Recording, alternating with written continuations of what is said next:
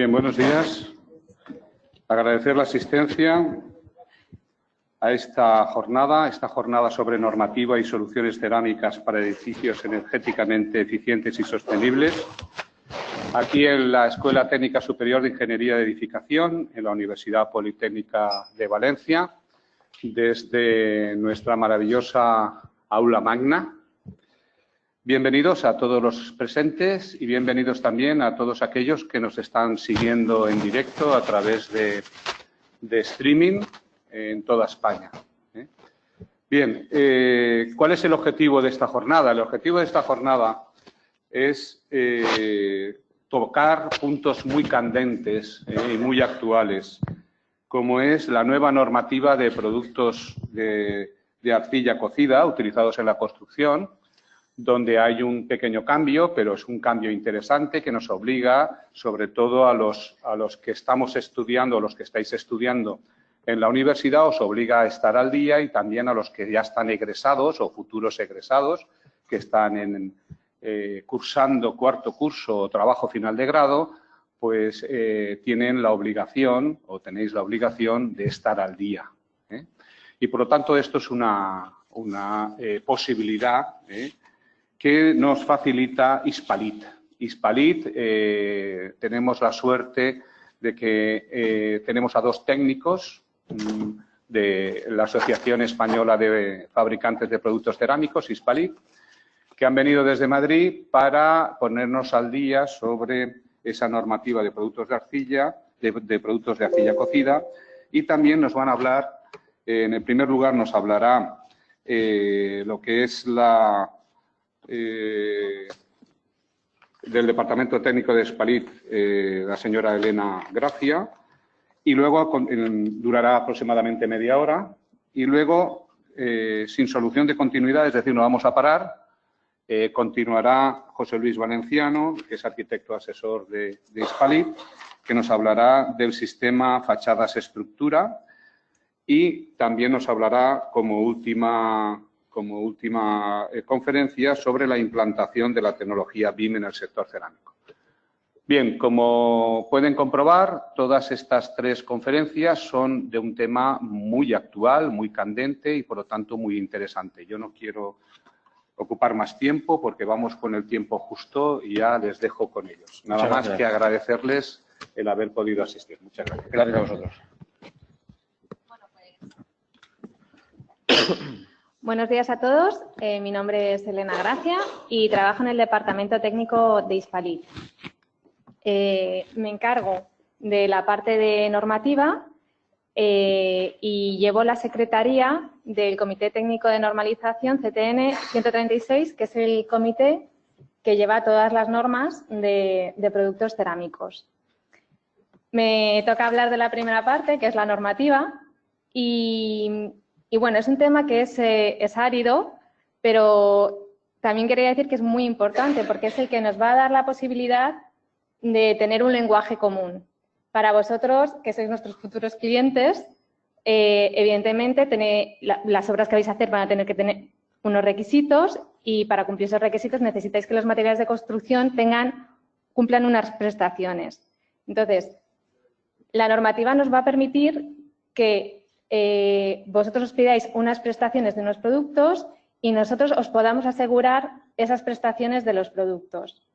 Para empezar a hablar, lo que he hecho es un primer bloque en el cual hablo de lo que es el marcado CE en general y de la normativa de productos de la construcción, y luego ya voy a cada una de las características que se le pide a cada uno de los productos cerámicos.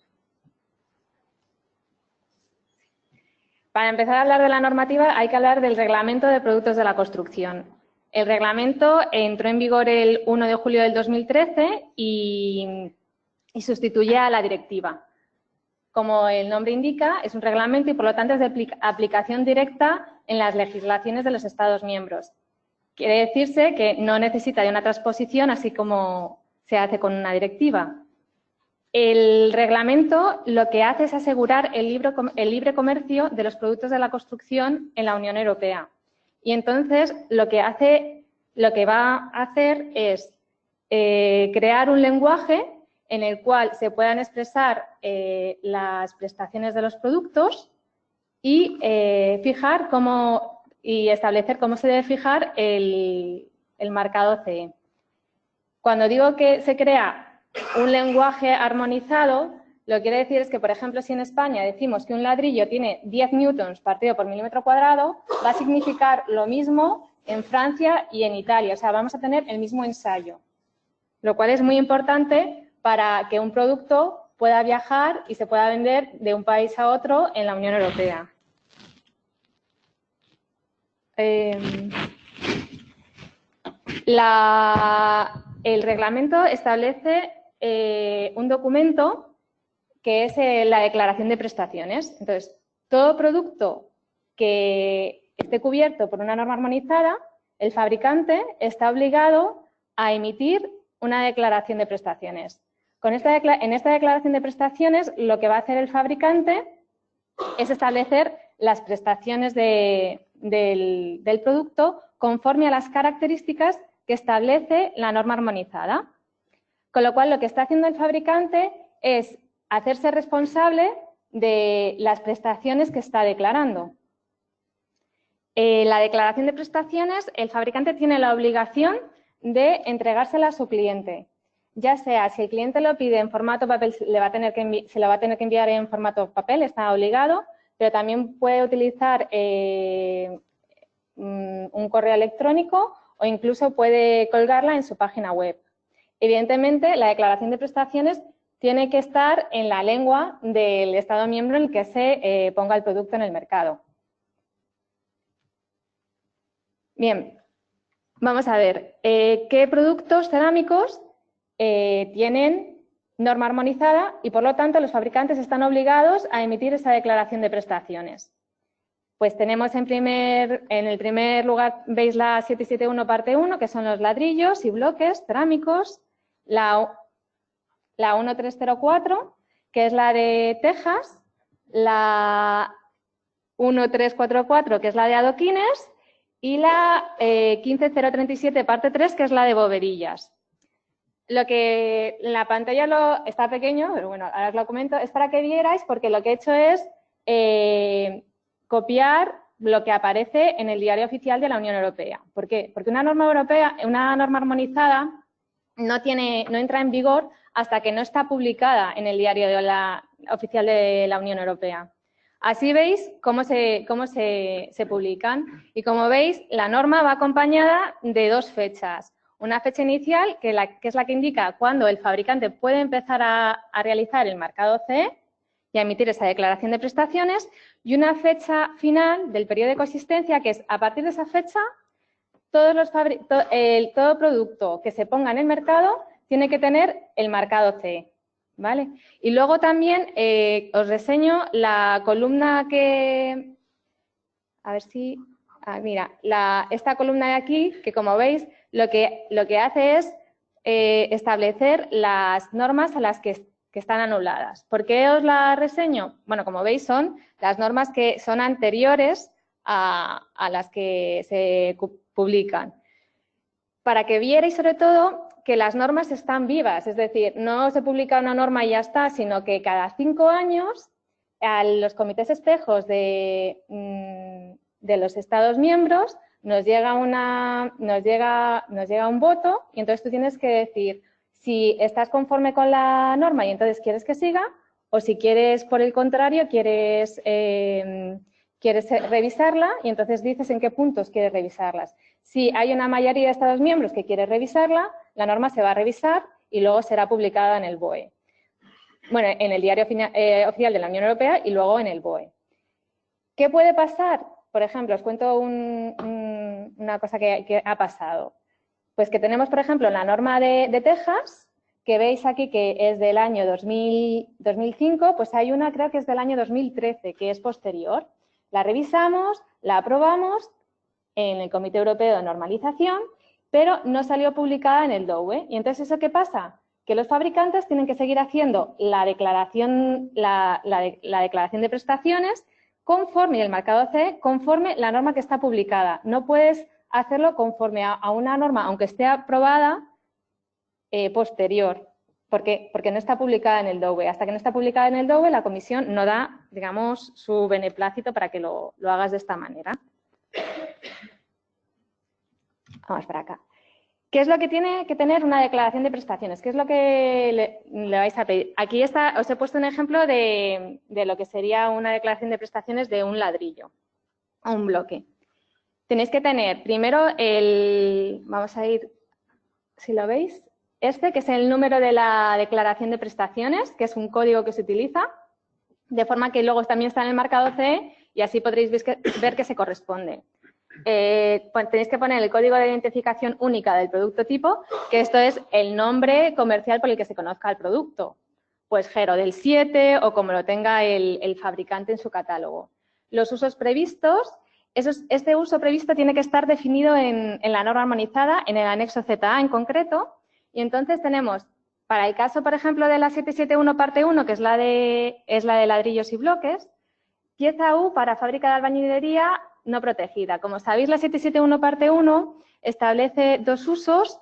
El uso de pieza U, que viene del inglés unprotected, que es protegida, que vendría a ser los ladrillos y bloques para revestir.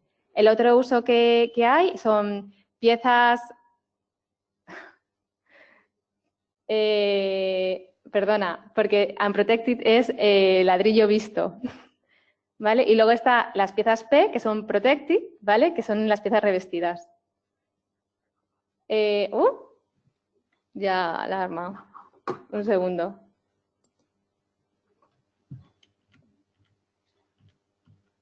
Vale, aquí estábamos. Luego sería el fabricante, luego los sistemas de evaluación y verificación de la constancia de las prestaciones. En este caso es un sistema 2+. El sistema de evaluación también tiene que venir en la norma armonizada. Para los ladrillos y bloques, por ejemplo, tenemos 2+ y 4. El sistema 2+ implica que tienes un organismo notificado. El sistema 4 es una autodeclaración del fabricante. Luego tiene que venir la norma armonizada, así que os resalto que es la norma EN, lo que quiere decir que tiene que ser la versión inglesa. ¿Por qué? Porque si, por ejemplo, ponemos la versión española, que sería una norma UNE-EN, que es la transposición de la norma, ya a lo mejor no sería del año 2015, sería 2016. Entonces, si todos ponemos la norma, el código de la norma, digamos, que es el europeo, si yo estoy vendiendo a Francia, todos saben qué norma en concreto estoy haciendo conforme a la cual estoy haciendo el marcado CE. Luego sería el organismo notificado, que eso, evidentemente, si tenemos el sistema 2+. Si tenemos un sistema 4, no habría organismo notificado y no lo estableceríamos. Y luego vendrían las prestaciones, que luego nos meteremos en ello. Y luego la declaración de prestaciones tiene que venir firmada por el fabricante y poner la fecha y el lugar. El marcado CE. El marcado CE es importante decir que solamente pueden tener marcado CE aquellos productos para los cuales el fabricante haya emitido una declaración de prestaciones. Si veis en la diapositiva anterior, había productos cerámicos que no tenían norma armonizada, como puede ser, por ejemplo, el tablero cerámico o el casetón cerámico. ¿Qué pasa con esos productos? Esos productos el fabricante no puede poner el marcado CE ni emitir la declaración de prestaciones. Estaría incumpliendo el reglamento y metiéndose en un serio problema.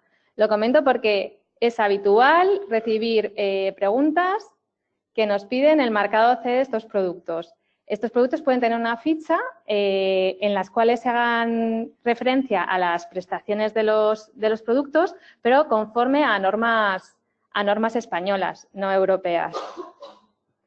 El marcado CE, cuando el fabricante pone el símbolo del marcado CE, quiere decir que el producto es conforme al reglamento y también a cualquier otro reglamento armonizado que haga referencia a la colocación de ese producto.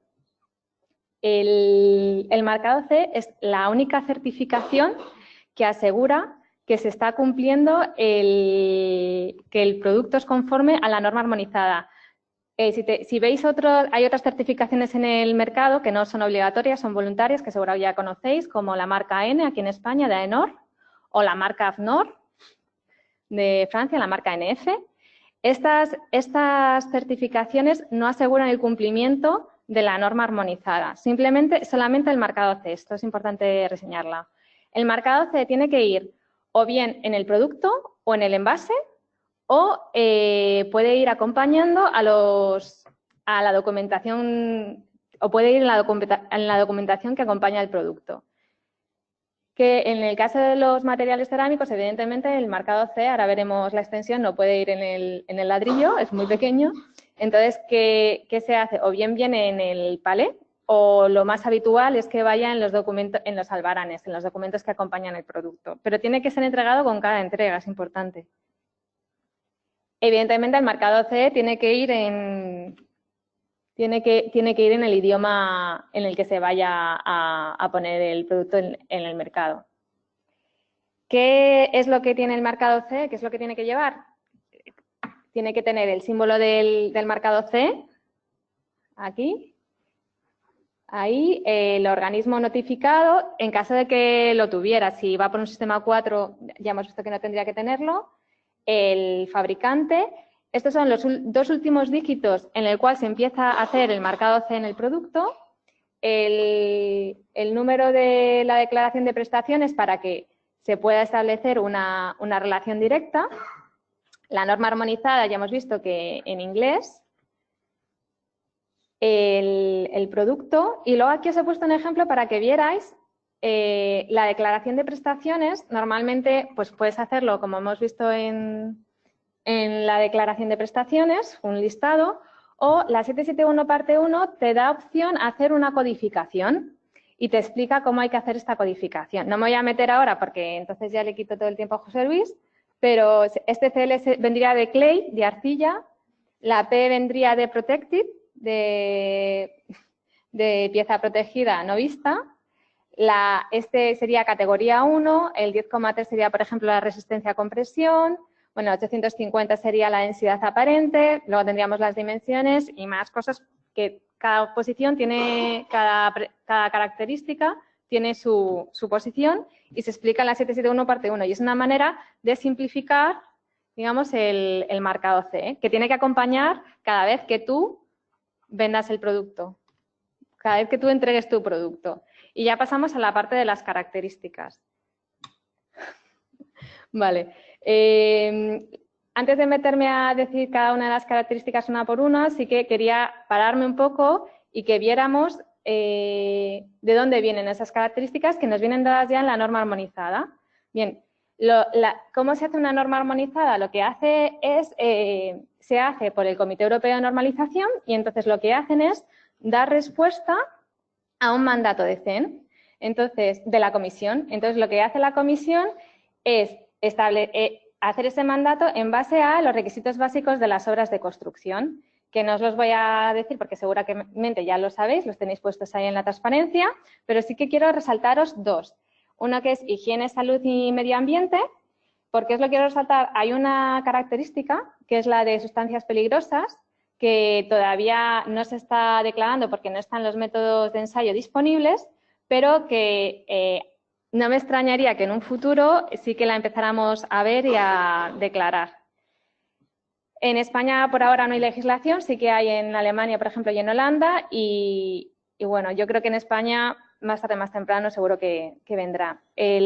Otra característica que resalto es la de utilización sostenible de los recursos naturales.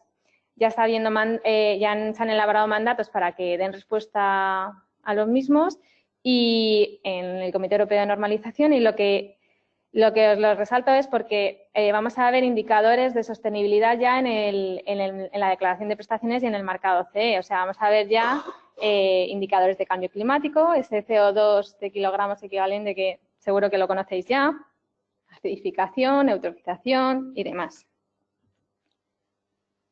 Y ya vamos a pasar a las características de los productos. Empezamos por el ladrillo caravista, voy a ir deprisa, porque me queda ya poco tiempo.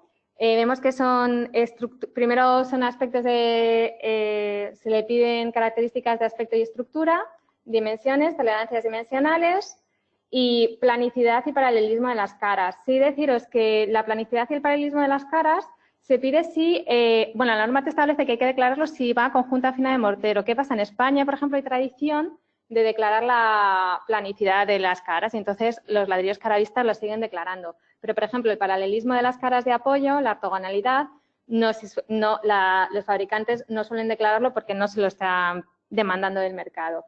Luego, en cuanto a las propiedades de geometría, porcentaje de huecos, el mayor volumen de huecos y el espesor combinado de tabiquillos, no sé, seguramente lo sabéis, en el documento básico de seguridad estructural de fábrica hay una clasificación de materiales en función de estas tres propiedades. El ladrillo caravista encajaría en el ladrillo perforado normalmente, en pieza perforada normalmente, pero si tiene menor número de perforaciones, podríamos estar hablando de una pieza maciza también.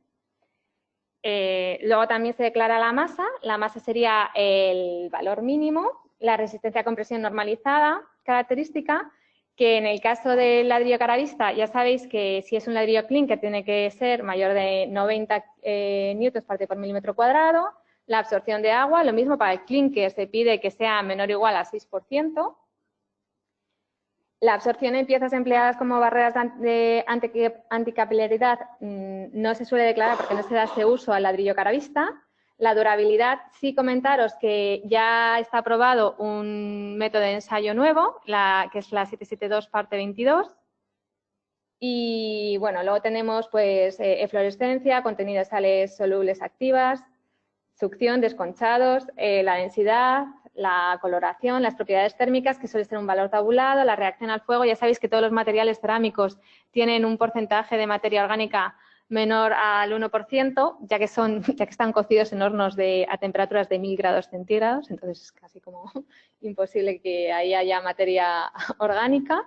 Permeabilidad al vapor de agua, que también es un valor tabulado, la expansión por humedad, que ya sabéis que es muy importante, porque en función de este valor se dimensionan las juntas de dilatación, y la adherencia, que también suele ser un valor tabulado. En piezas P, que son piezas protegidas, no vistas, revestidas, como las queramos llamar, pues más o menos lo mismo, aspecto, estructura, dimensiones, tolerancias dimensionales.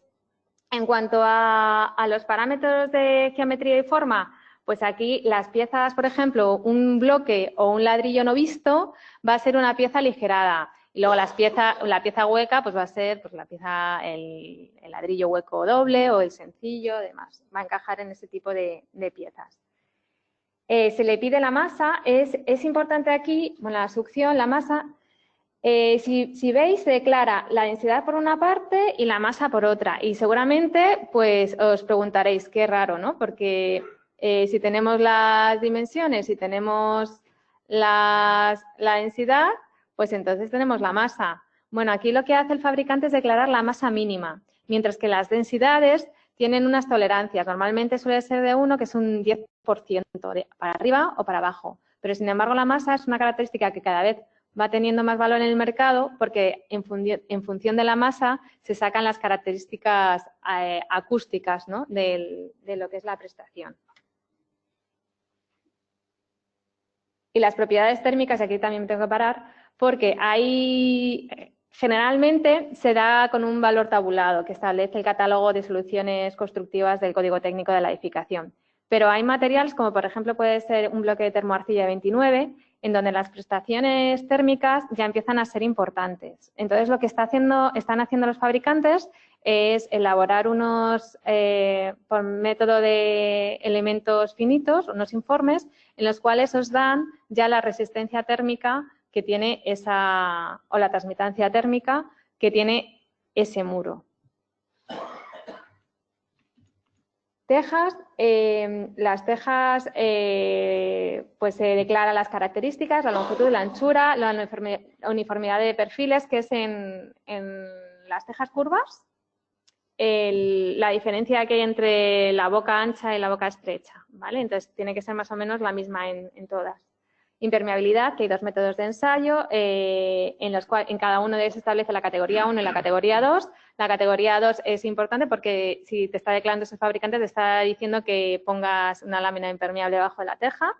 La resistencia a la flexión, la resistencia a la helada es importante. La norma establece 3 niveles, 30, 90 y 150. En España solo se permite 90 y 150 ciclos.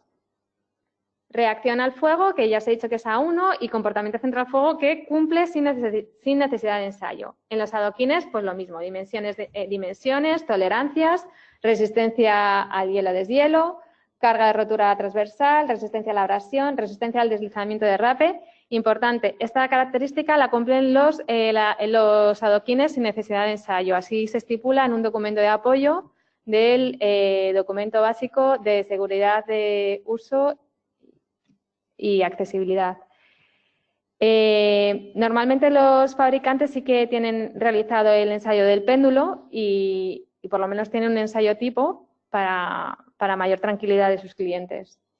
Resistencia a los ácidos, reacción al fuego A1, comportamiento frente al fuego, por ejemplo, que cumple sin necesidad de ensayo, conductividad térmica. Y os preguntáis, ¿por qué conductividad térmica los adoquines? Bueno, porque si tú lo colocas en una terraza, forma parte de la envolvente del edificio, entonces tienes que saber esa característica. Las bovedillas de arcilla cocida, pues lo mismo, otra vez. Características en cuanto a dimensiones y forma, aquí se centran más en lo que es el ala de apoyo, con la anchura y la profundidad, las características superficiales, si tiene fisuras o desconchados. La resistencia mecánica, la norma estipula 2 clases, R1 y R2. En España, generalmente, las bovedillas que se hacen son aligerantes, no son resistentes ni semiresistentes y suelen tener un punto. La EHE estipula, obliga a que la resistencia a punzonamiento sea mayor de 1,5 y permite 1 kilonewton si estamos hablando de un forjado que se va a utilizar con un entablado. Reacción al fuego, densidad aparente, propiedades térmicas, según el CTE. Expansión por humedad, que ya sabéis que es otra de las características importantes, porque la EHE también estipula que tiene que ser menor de 0,6 milímetros por metro. Y voy fatal de tiempo que sí. Y ya acabo. Tableros cerámicos, que bueno, es para que vierais, esto es normativa española solamente. Ya os he comentado que este producto no tiene marcado C. Y entonces son las características que se le piden y para las cuales hay normativa española. Pues hablamos lo mismo, pues aspecto, tolerancias dimensionales, planeidad y resistencia a la flexión.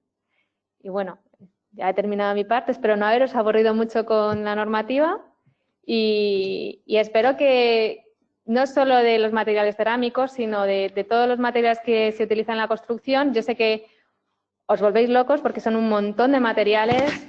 Pero también tenéis que saber que, bueno, que podéis llamar a las asociaciones, a Hispalit, y os respondemos tranquilamente a todas las consultas que tengáis, porque evidentemente es imposible que estéis al día de toda la normativa que va saliendo y demás. Simplemente con que seáis conscientes de que se va actualizando y que tenéis que se va cambiando y se van pidiendo pues mayores prestaciones a los productos y demás, porque los productos van cambiando continuamente para adaptarse al mercado, pues no hay más.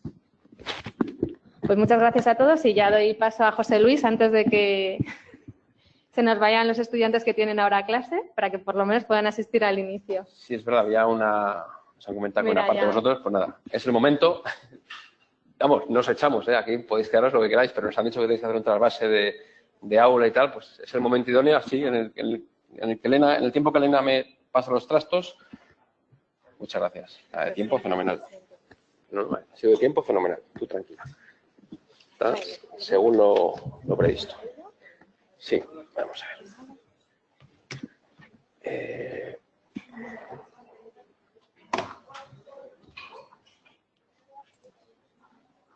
Esto estaba en el escritorio, ¿verdad? Aquí, vale, sí. Esto, vale. Esta es, bien. Bueno, pues nada, seguimos con la segunda parte. Pues a ver, dices Elena, La normativa, tú lo has dicho, es árida, pero es que es fundamental. Lo que cuando tengamos un problema más vale que cumplamos, ¿no? Y más vale que el proyecto se adapte a ella. Es decir, si no hay revisiones, si no hay inspecciones, si no hay problemas, si no hay patologías, pues al final pues, bueno, puede no cumplirse, pero ahí queda. Pero como hay un problema, más vale, insisto, que nos hayamos preocupado de que esa normativa se cumpla, porque es cuando ahí nos podemos acordar de Santa Bárbara, ¿no? Cuando truena. Entonces, bueno, pues claro que es importante. Y yo ahora voy a hablar una segunda parte de la conferencia que va a versar sobre dos cuestiones. Primero, un sistema constructivo, que también me gusta decir un poco que es una filosofía de construir fachadas, ¿no? Que es lo que llamamos fachadas estructuradas. Y luego una segunda parte más breve que os contaré pues otras cosas relativas al tema BIM, ¿no? Y bueno, pues cómo es una muestra de las muchas cosas que hacemos en Hispalit para que nuestros asociados, nuestros fabricantes asociados, pues vendan mucho las BIM y muchas bodegas, que es de lo que se trata, de que en vuestros proyectos las coloquéis, pero para eso tenemos que daros ayuda y daros soporte técnico para que no solo digamos qué bonitos son nuestros ladrillos, nuestras tejas, nuestras bodegas, sino además qué bien cumple la normativa y qué sistemas constructivos más robustos y más seguros impulsamos para que esos productos se puedan colocar. Bien, y ya sin más me pongo a hablar de la fachada sistema gas o fachada de estructura. Antes de nada voy a hacer una breve exposición, un breve repaso de la evolución de la fachada fundamentalmente en España, ¿no? Porque no se construye igual en España que en el resto de Europa o en el resto del mundo, ¿no? Cada país o cada zona pues tiene cada maestrillo tiene su librillo, ¿no? Pues en este caso, en el tema de fachadas se puede aplicar.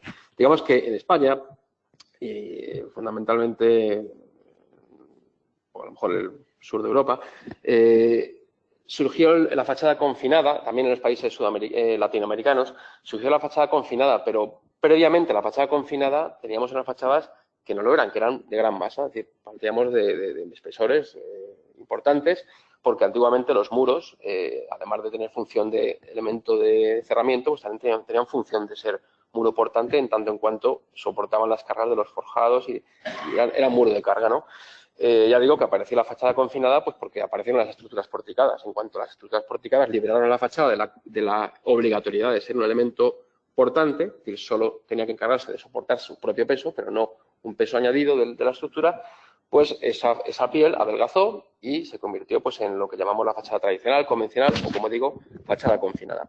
Al final es un tipo de fachada que, como todos conocéis, se basa o consta de dos hojas, ¿no? Una hoja principal. Estoy hablando del ladrillo caravista, fundamentalmente, que es el sistema caravista, estructura, que no lo he dicho al principio, se basa en las fachadas de caravista autoportantes. Bien, pues el sistema de ladrillo caravista, pues donde ya el medio pie es suficiente, como digo, ya solo tiene función de envolvente, y bueno, pues luego su aislamiento térmico, con o sin cámara de aire que puede ser ventilada, no serlo, en fin, eso ya sería toda una casuística. Y luego, pues por supuesto, la hoja interior, que nosotros, pues como buenos asociados, o sea, como buenos representantes de nuestros asociados de Hispalit, pues abogamos porque sea una hoja interior de ladrillo boco doble y no de otros sistemas, ¿no? Bien, y claro, el sistema constructivo, como cualquier sistema, pues tiene sus ventajas y sus inconvenientes. Y muchas veces pues se habla de la fachada de ladrillo. No, el ladrillo en la fachada puede dar problemas porque tema de estabilidad, a veces está, bueno, pues esto es como todo. Si uno calcula una viga, una estructura y calcula no limitando la flecha lo suficiente, pues puede que esa estructura, esa flecha sea superior a la debida. Eso no es un problema de la viga, ni del fabricante de esa viga de acero laminado, sino del calculista que ha decidido darle un canto insuficiente a ese pórtico. Pues es un poco lo mismo, ¿no? La fachada de ladrillo, en sí por el ladrillo no tiene ningún problema. El problema es el sistema constructivo. Y bueno, pues vamos a hacer un poco un repaso al comportamiento de la fachada confinada para luego confrontarlo con la fachada autoportante de estructura y veamos qué diferencia en comportamiento estructural y mecánico hay y qué otras ventajas acarrea el uso de una fachada autoportante frente a la fachada convencional o confinada. Vamos a empezar a hablar un poco de la famosa regla de los 2 tercios. No sé, creo que hay alumnos de aquí presentes de varios cursos, pero bueno, como es streaming, también habrá de más cursos y también como está abierta a otra gente, pues todo el mundo habrá oído, y si no, oiréis hablar a lo largo de la carrera de la regla de los 2 tercios, ¿no? La regla de los 2 tercios de apoyo, ¿no? Como dice, no, si una fachada apoya 2 tercios, si esta longitud que estoy señalando, ¿se ve con el ratón? Sí. con esta longitud que estoy señalando aquí, si este apoyo es de 2/3 del espesor, esa fachada no se cae. Bueno, pues vamos a hablar de eso un poco y vamos a explicar que eso no tiene por qué ser un axioma. Realmente es una receta que obedece a un cálculo estructural. Imaginemos que estamos en una sala como esta, sin viento, una sala de ensayo, donde no hay esfuerzo horizontal, simplemente peso propio, gravedad. No necesito 2/3 para que esa fachada sea inestable. Esto lo demuestro ahora mismo con el móvil. Este móvil no se cae. Y lo estoy cogiendo con mucho menos de 2/3. Casi con las uñas. Y si me cojo el borde, pues lo mismo. Es decir, para que esto vuelque, si está confinado, como ocurre en un edificio, ¿no? Confinamiento de forjados, ahí veis el esquema, ¿no? Lo que es una hipotenusa tendría que girar y convertirse en la misma distancia un cateto. Es decir, si estoy confinando, pues no puedo, ¿no? Está coartado ese movimiento, con lo cual, a peso propio esa fachada es estable no con 2/3, sino casi diría con 1 centímetro de apoyo. Claro, en los edificios reales hay viento y cuando hay viento pues entran en juego esfuerzos horizontales y ahí tenemos que tener en cuenta la presión o la succión, que ya sabéis que donde una fachada hay presión, en la opuesta hay succión, que siempre es una carga menor de magnitud, pero sin embargo estructuralmente funciona peor la fachada de succión que a presión, con lo cual al final las dos opciones hay que comprobarlas. Claro, y cuando yo tengo un esfuerzo horizontal, que es ya, nos salimos de esta sala de ensayo, de esta teórica sala de ensayo, vamos a la calle, ¿qué pasa? ¿Cómo se comporta esa fachada confinada? Pues muy sencillo, como un arco. Para que haya un arco no tiene que haber un arco físico, me refiero con forma de arco, sino que con que haya un paralelepípedo que tenga una envolvente tal que permita que dentro de ese paralelepípedo se inscriba ese arco, esa directriz, y a través de bielas comprimidas se transmita por compresión a los puntos de entrega, ese arco se puede formar. Claro, es evidente, no hay que saber mucha estructura ni ya nada para decir, el sentido común te dice que cuanto más esbelto sea ese arco, menos se va a parecer un arco y más se va a parecer una viga. Por lo tanto, cuanto más se parezca a ese arco una viga, es decir, cuanto más esbelto sea, cuanto más altura tenga entre el forjado superior e inferior, menos capacidad de aguantar compresiones tendrá ese arco y más sometido a algo que se parezca a una flexión, que es lo que ocurre en una viga, ¿no? Es decir, ¿qué ocurre? Que al final, esta estabilidad de esta fachada no está garantizada por una condición de 2/3 de un espesor de la fábrica, es decir, 2/3 de medio pie, por ejemplo, no. Lo que tenemos que hacer el cálculo, si hacemos el cálculo, si lo hiciésemos, veríamos que para una altura convencional de 3 metros entre forjados, con una entrega de 8 centímetros, es suficiente para que este arco soporte o el momento soportado sea superior al momento solicitado. Y entonces, en ese caso, el arco es estable. Por lo tanto, si hacemos una abstracción, veremos que 8 centímetros vienen a ser 2/3 de medio pie. Luego, anda, ya hemos llegado a la conclusión 2/3, pero claro, ¿y qué pasa si la esbeltez es mayor? ¿Qué pasa si en lugar de tener 3 metros tengo 5? Pues a lo mejor ya 2/3, no, a lo mejor no. A ciertos esfuerzos de viento importantes no va a ser suficiente. Por lo tanto, esto no lo tenemos como un axioma, sino simplemente como una receta, ¿no? 2/3, siempre y cuando tengamos una esbeltez no mayor de 3 metros. Al final lo que importa es la entrega en función de la altura, no la entrega en función del espesor del paramento. Esto en Europa, decía, el sistema confinado es un sistema muy español y de algunos países latinoamericanos, porque en Europa lo que se ha usado, por ejemplo, mucho en cara vista es el doble cavity wall, ¿no? De dos hojas pesadas, una exterior, otra interior, donde la hoja interior se une mediante una llave a la hoja exterior y el conjunto de las dos hojas dotan de estabilidad suficiente a esa pared ante esfuerzos horizontales. Por lo tanto, es un sistema diferente. Claro, y aquí es un poco lo que vengo yo a resumir, lo que resume, ¿no?, lo que acabo de decir, ¿no? Es decir, podemos encontrarnos diferentes situaciones. Claro, entrada completa, 2/3, bueno, aquí parece que estamos cómodos. ¿Qué pasa aquí? Es que esto se cae. Es que no podemos hacer una fachada cuya entrega sea 0. Es decir, no haya entrega en el forjado. Claro que sí. Ahora bien, para que eso se produzca, tendré que calcular de otra manera. Y, de hecho, el código técnico me ampara. Hasta el año 2006, que no entró en vigor el código técnico de la edificación, no era obligatorio calcular las fachadas. Lo cual era una cosa sorprendente y curiosa. Es decir, era un elemento de cerramiento y, por lo tanto, pues solo debería calcularse si además era un elemento de carga. Pero si no, simplemente un elemento de cerramiento, no necesitabas calcularlo. Encontró el documento básico de acciones a la edificación y de seguridad estructural y dijo, oiga, las fachadas es un elemento que también hay que calcular porque está sometido a esfuerzos horizontales. Y en ese momento es cuando el código técnico nos da la posibilidad de decir, calcúlelo usted como un arco o como una placa. Si lo calculamos como un arco, estaríamos cumpliendo esta opción, pero te permite decir, oiga, ¿y si usted no tiene entrega? Bueno, pues si yo no tengo entrega, no puedo suponer que se va a formar un arco, pero sí puedo suponer que eso se va a comportar como una placa o como una viga. Y es aquí donde entra, bueno, me he saltado la diapositiva, luego vuelvo para atrás, perdóname. Es aquí donde entra esta opción. Si yo me olvido de que va a haber un arco y supongo que se va a formar flexiones, es decir, tanto viga como placa, al final sabéis que viga es una bidirección, puede ser vertical o viga horizontal, y placa es que se producen flexiones simultáneamente en horizontal y en vertical. Bueno, pues si yo supongo que se van a formar flexiones en ese paramento, en esa fábrica, supongo que, por ejemplo, quiero calcular, supongo que solo se forman vigas horizontales. Bueno, pues habrá una flexión vertical. Perdón, he dicho vigas horizontales, vigas verticales, quería decir. Supongo que solo se van a formar vigas verticales, pues solo habrá flexión vertical. ¿Qué ocurre en una flexión vertical? Pues como cualquier flexión, pareja de tracciones y compresiones. Claro, aquí tengo una ventaja. En vertical, las tracciones que se formen dentro de esa fábrica salen gratis, porque el ladrillo, cuanto más plantas tenga encima una de otra, las partes de abajo, las plantas inferiores de esa fachada, están más comprimidas. Entonces, bueno, digamos que a partir de dos plantas para arriba, todas las plantas inferiores, menos esas dos últimas, están tan comprimidas por el peso propio de la fábrica que las tracciones que se puedan producir se eliminan, se anulan. Entonces, estaríamos en fenómeno de doble compresión. Luego, el peso de mi amigo. Bueno, eso no es una novedad, eso ya lo sabían los maestros del románico porque hacían muros muy pesados precisamente para eso, para que estuvieran muy comprimidos y ser capaces de soportar esfuerzos horizontales. Como toda viga, toda placa, todo elemento que está sometido a flexión tiene que tener unos apoyos, pero en lugar de horizontales, verticales. Y además tengo que tener en cuenta que ocurren, como digo, tracciones. En compresión, en flexión vertical, el peso de mi amigo, pero si yo supongo vigas horizontales, ya no tengo compresión horizontal. Entonces, ¿qué hago? Tengo armaduras, armadura de Tendel. Al final estoy haciendo una fábrica armada. Es decir, vuelvo para atrás, lo que hago es esto. Y ahora sí que ya se entiende. Esto que cuenta pues, un rollo así, ¿qué tal? Pues aquí es donde el puzzle creo que encaja, ¿no? Lo que estoy haciendo es un elemento de fábrica armada, como si fuera un hormigón armado, pero el elemento pétreo no es el hormigón, es el ladrillo. Que a compresión aguanta una barbaridad, pero a tracción aguanta poco, porque no es un elemento preparado para resistir tracciones. Y para eso tenemos el apoyo de la armadura de Tendel, que ayuda a soportar esas tracciones horizontales y además tengo el peso propio que en el caso de las tracciones verticales se me compensa con ese peso propio. Y luego tengo unos apoyos, es decir, en todo el perímetro de la fachada, tanto en los frentes de los pilares como en los frentes de los forjados, coloco unos apoyos, que son elementos de retención. Entonces, al final tengo, pues eso, imaginemos una placa horizontal con sus apoyos, sus soportes y su armadura. Pues esto lo transponemos, lo ponemos en vertical y tenemos elementos de retención que impiden que se desplace de su plano. Ojo, pero permite que se mueva dentro de su plano, porque tiene holgura para que se mueva dentro de su plano, derecha, izquierda o arriba y abajo. Lo que no permite es que se salga de su plano. Es decir, que un viento de presión o de succión no desplace esa fachada de su plano.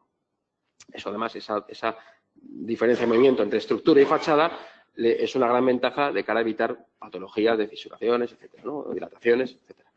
Y bueno, pues claro, esto que fue una cosa que surgió con motivo de intentar mejorar un sistema que si entregabas esos 8 centímetros que hemos hablado antes, ibas bien, pero en cuanto te fueras 2 centímetros, porque se te fuera el forjado, al replantearlo en la obra, se te fuera un poquito de corto, pues estaba el apoyo, la entrega era menor de esos 2 tercios, ¿no? De esos 8 centímetros, y ya podíamos tener un problema de estabilidad. Y entonces, bueno, pues estábamos, digamos, jugándoles el pellejo muchas veces en 1 centímetro, 1,5 centímetros. Esa es una obra gruesa en un edificio de muchas plantas, que he forjado un edificio, no sé, de 4 a 5 plantas, o más, que he forjado no, de repente no se desplaza hacia adentro, hacia afuera respecto a los de arriba abajo. Es prácticamente imposible que estén todos en el mismo plano milimétricamente, por no decir, quitándolo prácticamente. Con esto te eliminas ese problema de un plumazo, ya no estás dependiendo de ese centímetro, es muy robusta la solución en cuanto a que no tienes que estar prácticamente, como digo, con la plomada todo el día, y además, de paso, obteníamos una serie de ventajas importantes, que ahora comentaré. Bueno, esto es lo que he dicho antes de viga horizontal y viga vertical. Cuando calculamos en placa, simplemente saber eso, que ya tenemos flexiones verticales, flexiones horizontales y tenemos el apoyo, digamos, los elementos de retención en todo el perímetro de la fábrica. Lo que decía, ventajas. Claro, de un plumazo no solo resolvemos todos los problemas estructurales o de estabilidad que pueda tener esa fachada, sino que al mismo tiempo estamos teniendo muchas ventajas constructivas. Por ejemplo, no depender del tema de la plaqueta. La dichosa plaqueta que hay que cortar cuando hay que pegar en el frente de los forjados en un sistema de fachada convencional. Aquí no, aquí empiezas abajo, mueres arriba en el peto y no te preocupas de si aquí tengo que andar ajustando y luego cortando plaqueta. Escantillar, ¿no? Que es lo que los jefes de obra hacen cuando quieren calcular exactamente el número de piezas que van a caer entre forjado inferior y forjado superior para que las llagas sean todas constantes de grosor. Aquí no tengo ese problema. Empiezo, como digo, arriba y hasta el peto, hasta donde acabe. Ventajas funcionales, ¿no? De puentes térmicos, eso es evidente. Esto en el 2006 era importante. pero a partir de 2013 se volvió crucial. El hecho de tener una fachada que elimina de un plumazo todos los puentes térmicos nos da la seguridad de poder cumplir el código técnico, poder cumplir el DBH, que además ahora en el 2018-2019 pues estamos todavía dando un paso más en cuanto más restrictivo, más claro, la sostenibilidad al final pues es un elemento que cada vez se exige más para que los edificios sean eficientes y energéticamente pues consuman menos. Y claro, eficiencia energética y puente térmico son como el agua y el aceite, no se llevan muy bien. Y luego, bueno, este sistema te permite además la posibilidad de hacer una fachada ventilada. De hecho, esta es la fachada ventilada más barata del mercado, porque cualquier otra fachada ventilada te obligaría a un sistema, a una estructura, digamos, auxiliar para soportar esa piel que esté ventilada por detrás, ¿no? Entre el soporte y esa piel que tú ves. Aquí, la propia piel sirve de estructura, es autoportante, porque yo puedo dejar un hueco entre el aislamiento térmico que veis aquí y el trasdós de la hoja principal, puedo dejar un hueco, una cámara de aire, que además, si quiero, puedo ventilar o no. O sea, al final eso depende del arquitecto o del proyectista. Es decir, oiga, ¿cámara o sin cámara? O sea, por aquí en Valencia, claro, pues interesa una cámara de aire ya más ventilada porque tenéis un problema de gota fría de vez en cuando, que bueno, pues eso puede ser un tema fundamental. En Madrid, pues nos interesa más que no tenga cámara de aire o que no esté ventilada o que yo lo que es el hueco de la cámara lo lleno todo de aislamiento térmico porque me interesa más porque no tengo esos problemas. Bueno, pues eso ya depende del proyecto, depende del autor del proyecto. Pero hay esa posibilidad. Simplemente separando un poco más, un poco menos la hoja principal, que eso se hace con que la longitud de la garra que soporta, que hace de retención, tenga un poquito más o menos de longitud, me separo más, me separo menos y dejo hueco para que me pase el aislante por delante y dejar cámara que puede o no ser ventilada, ¿vale? En fin, numerosas ventajas y otras que podría contar que, en fin, como no tenemos mucho tiempo, pues no me voy a entretener más. Aquí veis un ejemplo de una obra, un edificio de 13 plantas. Una pregunta muy habitual que suelen hacer en cuanto a la fachada autoportante de cara a vista es ¿cuál es la máxima altura de un edificio que se puede levantar con ese sistema? Porque al final, claro, esto gravita sobre sí mismo, ¿no? Es una fachada que desde el último ladrillo que está en el peto hasta abajo o hasta el punto donde gravite ese paño, pues todos esos ladrillos soportan el de abajo, el peso del de arriba y todos los que van por encima.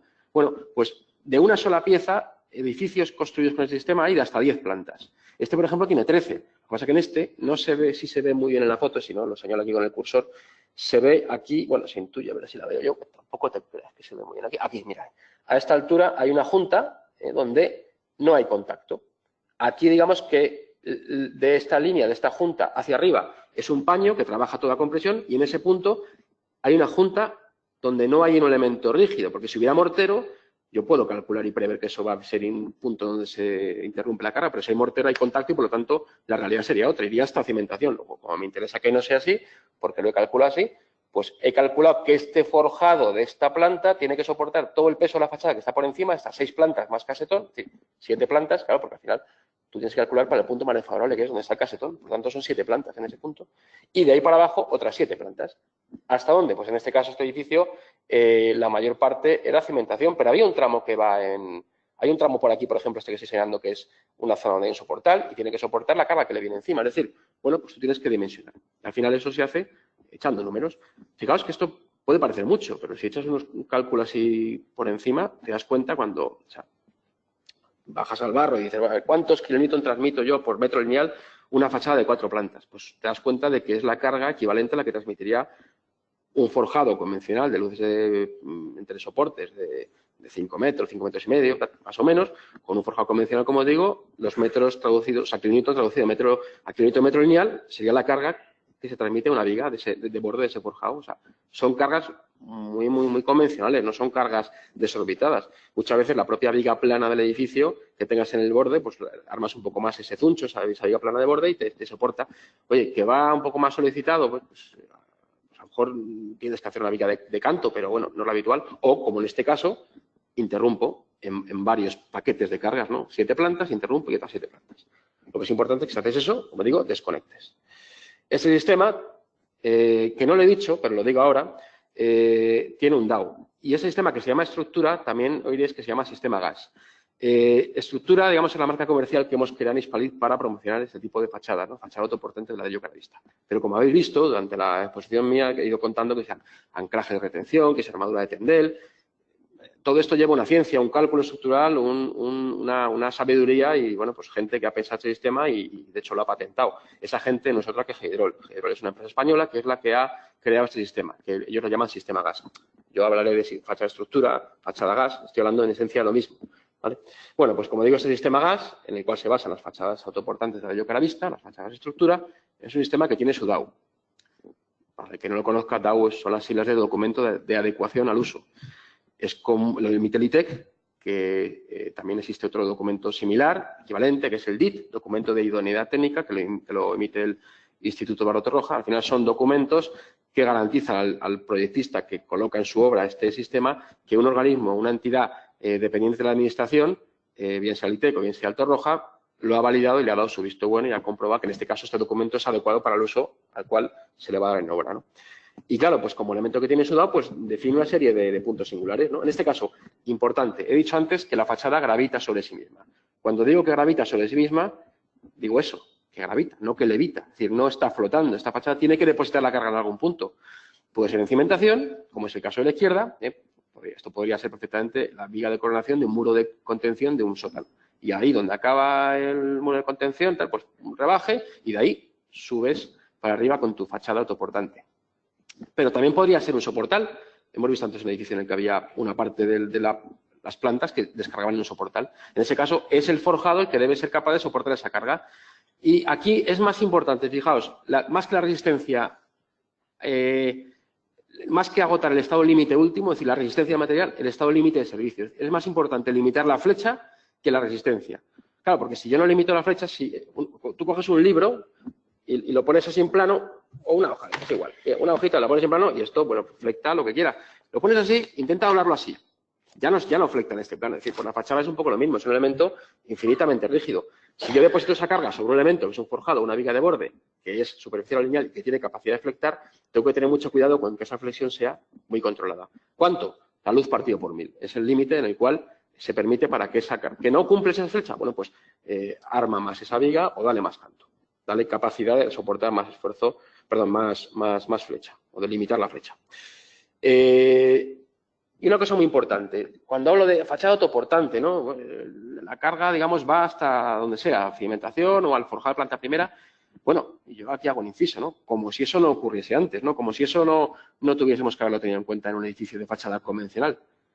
¿Cuántos edificios habréis visto? Y si no, ahora os fijaréis, donde no se ha previsto esto en el cálculo por el error de suponer que cada fachada o cada tramo de fachada descarga, digamos, el área tributaria, por así decirlo, es como a mí me lo decían en la escuela, el área tributaria, el área que descarga, o el área de carga, ¿no?, que pertenece a este elemento de fábrica, descarga sobre ese forjado y la de esta fábrica sobre este forjado.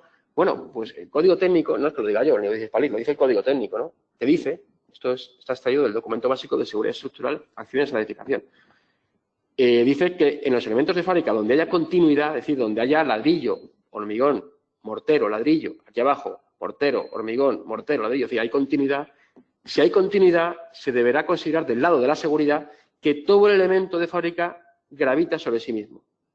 ¿Hasta dónde? Pues hasta el punto donde, como digo, donde descanse. Claro, si el edificio descarga en la cimentación, aunque yo haya supuesto otra cosa, no pasará nada, porque aquello quedará, digamos, bueno, pues ahí disipado, irá una zapata que será muy rígida y aquello pues no habrá ningún problema. Pero cuando hay un forjado, un soportal o un voladizo, que es donde más se manifiesta, si este forjado flecta demasiado, pues claro, hace lo que hacen todos los edificios cuando tienden a no caerse, que es afortunadamente lo que suele ocurrir. Los edificios antes de caerse se deforman, que es la forma inteligente que tienen de decir, oye, no puedo, me deformo y reparto, redistribuyo las cargas a donde puedo para que esto pues no colapse. Entonces aparece y se materializa un arco de descarga, una serie de líneas que te indican que ha habido una flexión excesiva y, por tanto, esa redistribución de cargas bien, hace que no se caiga, pero tienes una patología. Eso pasa mucho en los voladizos. Típico voladizo de más de 4 o 5 plantas, forjado inferior, que justo va a la calle donde está el voladizo, flecta porque está el pobre soportando todo, no se ha tenido previsto esa carga y entonces aparecen las típicas grietas en diagonal, ¿no?, que indican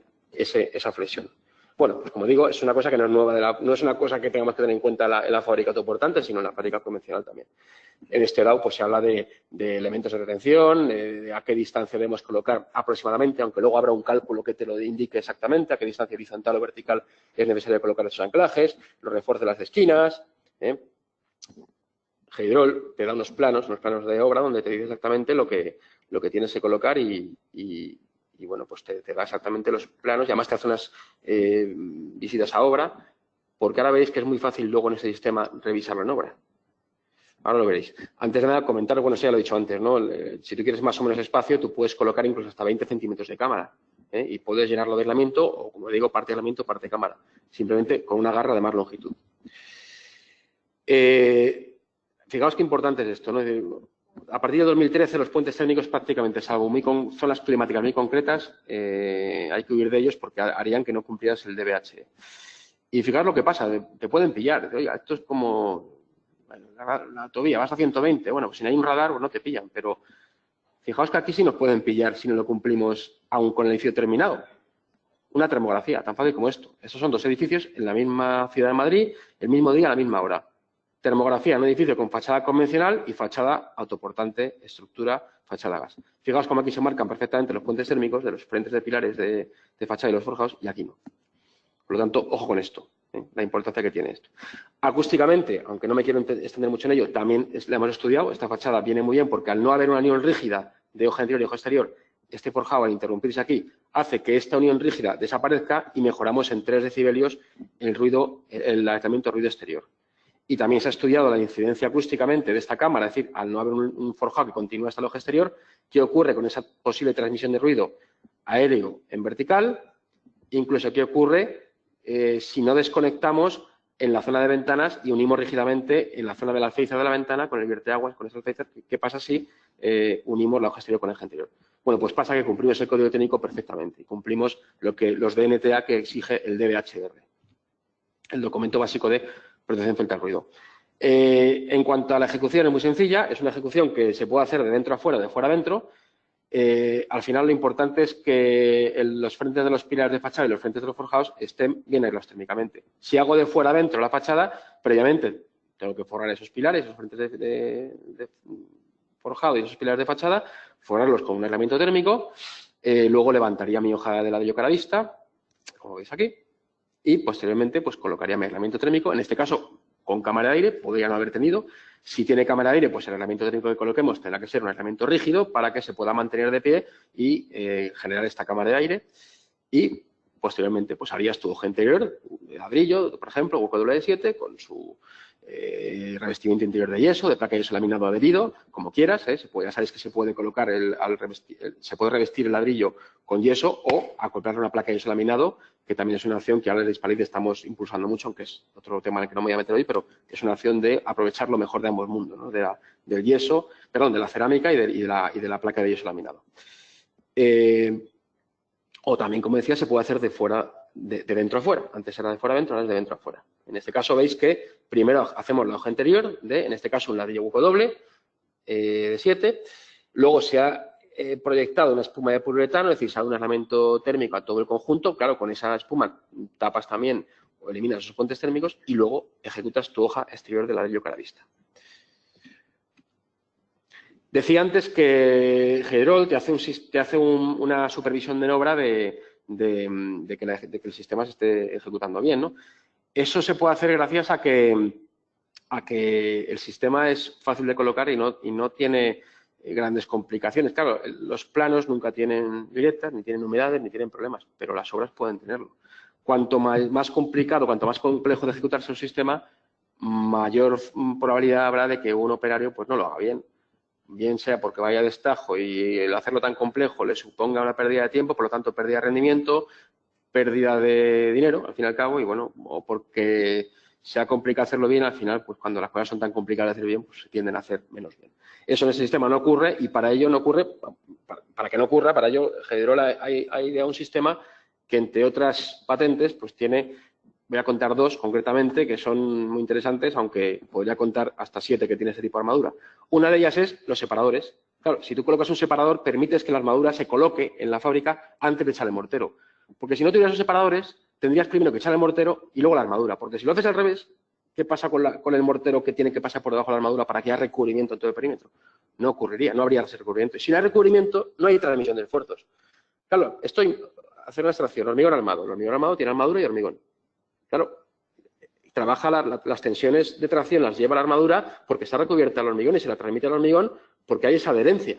Si no hay adherencia, si no hay recubrimiento aquí, en este caso en la fábrica, de mortero en todo el perímetro de la armadura, de tendel, pues no hay un comportamiento homogéneo ni correcto.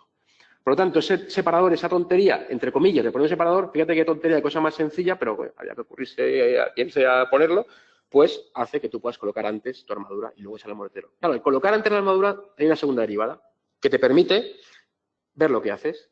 Y ver lo que haces me refiero exactamente a ver cómo solapas. Claro, porque si pensamos otra vez en hormigón armado, armadura, si no hay solape, ¿por qué la tensión que viene de tracciones por esta armadura se va a transmitir a la que viene por aquí si no hay un solape? ¿Cómo va a saltar? ¿Por afinidad literaria, por amistad, por proximidad geográfica o cómo saltamos? No, mire usted, solape. Solape y recubra. Si solapamos y recubrimos, en este caso con hormigón y aquí con mortero, garantizamos la transmisión de esfuerzos por la armadura. Esto es lo mismo. Pero para que yo solape, tengo que facilitarle al operario que lo haga. Y además, que lo pueda comprobar. Y lo que es más importante, que un técnico que venga después lo compruebe. Y para eso están esos papelitos. Esta cosa también, entre comillas, sencilla, pero que tan ingeniosa, pues permite que el operario diga, mira, yo coloco una armadura y cuando el papel de un extremo coincide en el mismo punto con el papel del otro extremo, quiere decir que el solape es el correcto, 25 centímetros.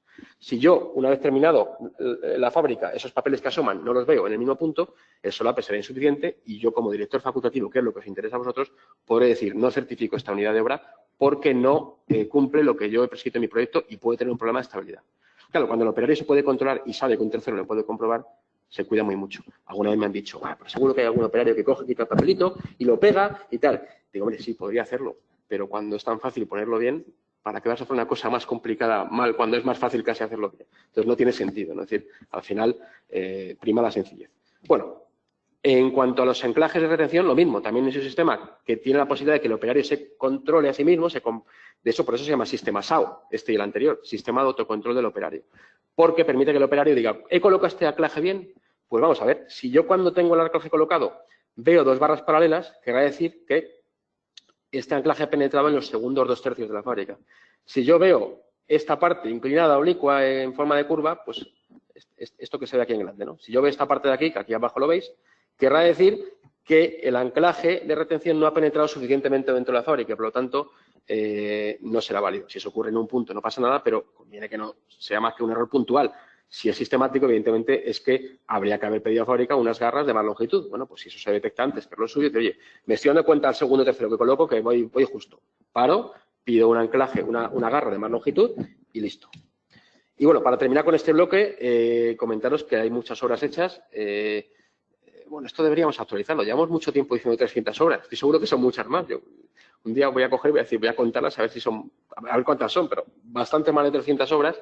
Si tenéis interés en ver algunas en concreto, no sé si conocéis la revista Con Arquitectura, una revista que es hermana de nuestra asociación porque habla de edificios hechos con arcilla cocida. Por lo tanto, bueno, pues hay una gran simbiosis entre Spalit y la revista Con Arquitectura. Ahí tenéis en su página web la forma de descargaros aquellas publicaciones, aquellos edificios publicados en su revista en PDF. Creo que cuestan €1,50 cada PDF de cada publicación. Es decir, si os interesa ver 2 o 3 obras puntuales, pues es un precio mínimo. Y ahí podéis ver que en el buscador edificios que tengan fachada autoportante de Layo Caravista y que salen todos los publicados en todos los años y ahí podéis ver ese artículo concreto. Yo aquí he traído algunas obras publicadas y además, pues, algunas de ellas son como esta, pues muy singular. En este caso, pues un edificio en el que fijaos que la parte quizá arquitectónicamente más espectacular es esta fachada, aunque quizás desde el punto de vista de la fachada autoportante es la que menos interés tenga. Sin embargo, donde esto se pone en práctica es aquí. Todo lo que os he contado es en esta fachada que veis aquí, que es una fachada gravitando sobre sí misma esas 4 plantas. Aquí digamos que bueno, es una zona donde hay más interrupción y donde todas las bondades de la fachada autoportante, pues digamos, quedan un poco más difuminadas. Pero la parte trasera sí, se ve perfectamente, ¿no? Otro ejemplo de un edificio pues que nos gusta mucho enseñar porque es una fachada inclinada, donde el centro de gravedad de la fachada está en la vía pública. Esto es como una escalera. Tú colocas la escalera y se apoya en cabeza y en la base y está sujeta. Bueno, pues esto se comporta de esa manera, ¿no? Tenemos una retención de la parte superior de la fachada en ese forjado superior y una retención y un apoyo, claro, en la parte inferior. Y de esa manera ese elemento, esa placa, luego con sus armaduras, claro, funciona como una unidad monolíticamente y está perfectamente sujeta y todavía no nos han llamado para decirnos que se ha caído. Esto que le dicen que en la radio no se entiende la ironía, pues acabo de caer que estamos en streaming, evidentemente esto va de broma, ni nos han llamado ni nos van a llamar. Es perfectamente estable. Bueno, y ejemplos varios de diferentes fachadas, pues donde al final la limitación no la pone el sistema constructivo ni el ladrillo, sino la pone la creatividad del arquitecto. huecos rasgados en horizontal, en vertical, paños monolíticos de mucha altura, por supuesto, todos ellos de más de esos 3 metros, o edificios no tan singulares, pero también perfectamente resueltos, ¿no? Con su fachada autoportante. Tienes este paño entero, la planicidad que tiene esta pared es perfecta. Tú tienes una plomada de arriba abajo y es perfecta porque ahora no ocurre lo que ocurría antes con lo que he dicho, los forjados, las plaquetas, ese retranqueo del forjado, esa entrega. Ahí tienes una planicidad perfecta. Como digo, os hemos traído aquí muy pocos edificios, pero hay muchísimos más. Y bueno, pues con esto terminaría la primera parte de la conferencia. Y la segunda, que va a durar los 15 minutillos que nos quedan, bueno, como hemos empezado 10 minutillos más tarde, pues sí, los 10 minutillos es lo que más o menos necesito para esta segunda parte.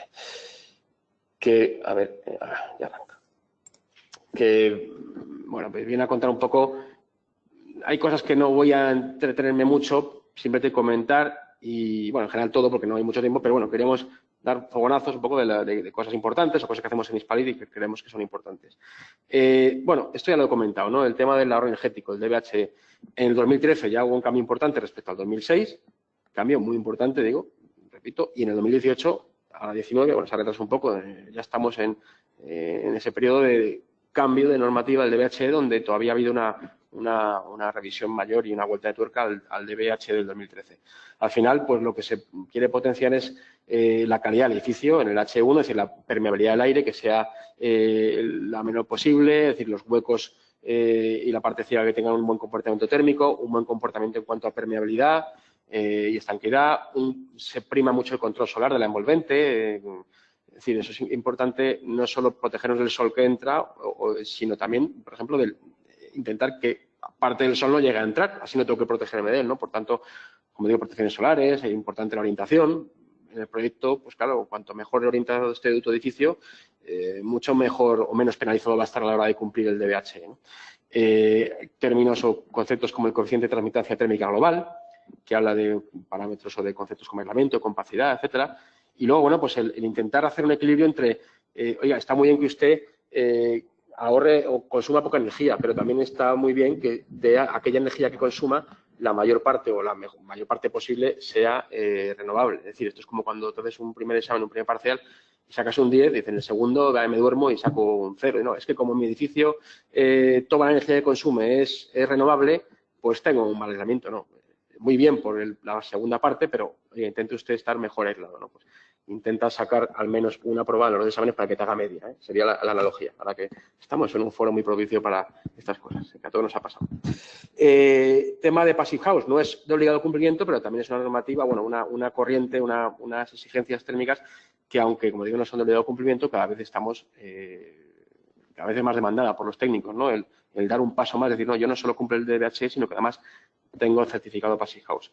Sabéis que hay tres tipos de certificados, desde más o menos exigente. Y al final se basa en reglas como la regla del rotulador, es decir, una envolvente térmica continua, una regla del lápiz, una permeabilidad al paso del aire continua en todo el interior, ausencia de puentes térmicos, fundamental si queremos cumplir el estándar Passive House, ventanas y puertas de altas prestaciones térmicas, por supuesto, y una ventilación controlada, es decir, una ventilación mecánica mediante recuperadores de calor, es decir, elementos que el flujo del aire que sale y el que entra, no renuevas el aire, pero no pierdes el calor, no pierdes la temperatura del aire que previamente has calentado, sino que ese calor se transmite al aire que entra para que ya entre templado, no tengas que volver a recalentarlo desde cero, ¿no?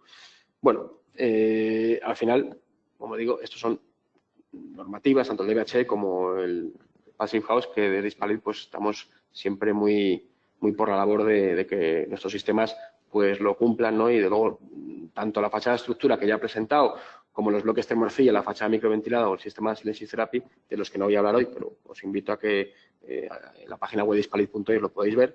Hispalit, con L-Y-T, por cierto, no somos Hispalis, no tenemos nada que ver con Sevilla. Alguna vez me han preguntado, ¿estáis en Sevilla? No somos Hispalis, somos Hispalit, con L-Y-T.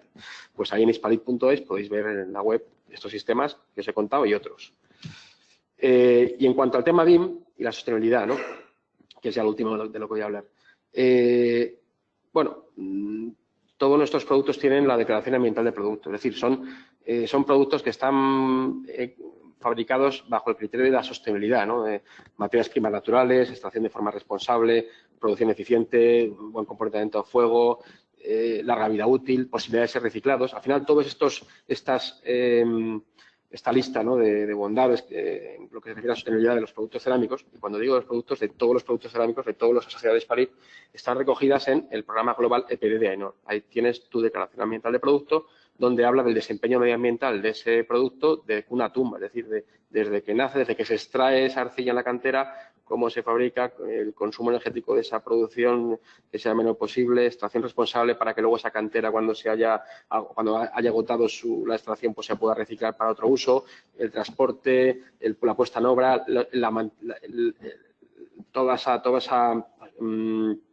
ese mantenimiento de ese edificio y ese producto, y luego pues su posterior demolición y reciclaje, ¿no? Si es posible, para contribuir a la economía circular, ¿no? En la que el recurso se convierte en producto y ese producto vuelve a convertirse otra vez en recurso reciclado, ¿no? Al final, intentar cerrar el círculo. Bueno, pues todo eso, como digo, es un desempeño medioambiental que está recogido en el programa global EPD de AENOR, con la declaración ambiental de producto de los productos de la sociedad de Hispalit.